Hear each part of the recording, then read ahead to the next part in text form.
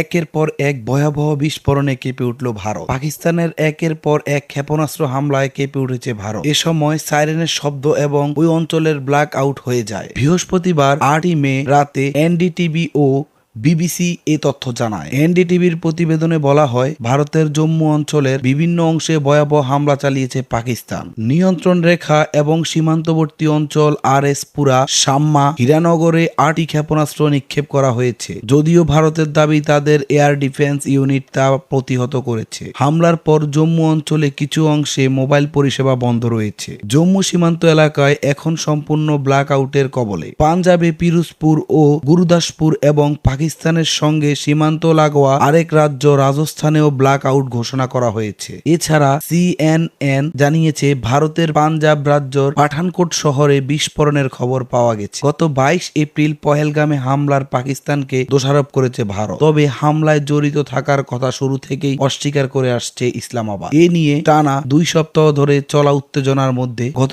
6 মে মধ্যরাতে পাকিস্তানের আজাদ কাশ্মীরের অন্তত 9টি স্থানে একযোগে ক্ষেপণাস্ত্র হামলা চালায় ভারত। বিশ্লেষকরা বলেছে, পাকিস্তান যে কাশ্মীরে হামলা চালিয়েছে তার জোরালো প্রমাণ এখনো দেখাতে পারেনি ভারত। এ অবস্থার মধ্যেই হামলা চালালো ভারত। পারমাণবিক অস্ত্রে সজ্জিত এই দুই দেশের মধ্যে উত্তেজনা আরও বাড়তে থাকলে নিয়ন্ত্রণ করা কঠিন হতে পারে। Fahim Rahman, minute TV.